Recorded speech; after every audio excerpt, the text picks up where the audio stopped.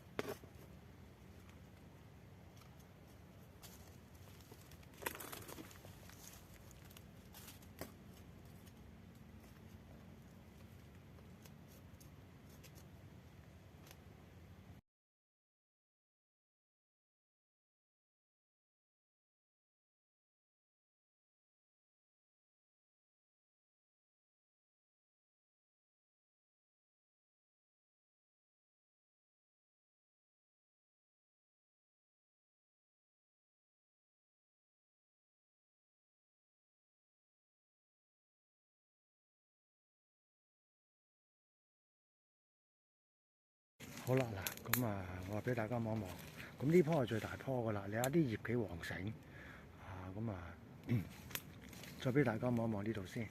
咁嗱，點解頭先我淋咗水之後先至將一棵苗就掘出嚟咧？咁樣嗱，淋咗水咧就會易啲掘出嚟嘅，就唔會硬崩崩啊啲土，即係啲泥就會鬆少少啦咁樣。係啦，咁就啲掘出嚟嘅時候咧，就唔會話一扯就扯埋隔離嗰棵啦咁樣。係啦，咁依家就呢棵頭先正話見到我整啦，就好容易。咁淋少少水先，等我淋淋地咁咪一掘落去，咁咪成棵起咗佢上嚟㗎啦。咁好啦，咁起咗上嚟之後咧，佢最好係黐住原本嘅泥啦。咁頭先見到咧，一掹佢嘅時候，即係掘佢嘅時候咧，佢冇黐住啲泥喎。咁啊點樣咧？咁唯有自己加翻啲泥落個盤嗰度啦。咁啊等佢易適應啲啦咁樣。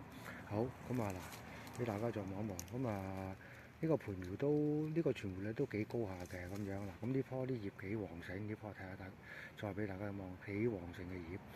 好啦，咁樣等佢穩定咗之後咧，我哋種落地嗰度噶啦咁樣。好，今日翻到呢度，希望大家中意條片啦，同埋推介下中意食大樹菠蘿嘅人睇下啦，中意種嘢嘅人睇下啦咁樣。OK，好，多謝晒，拜拜。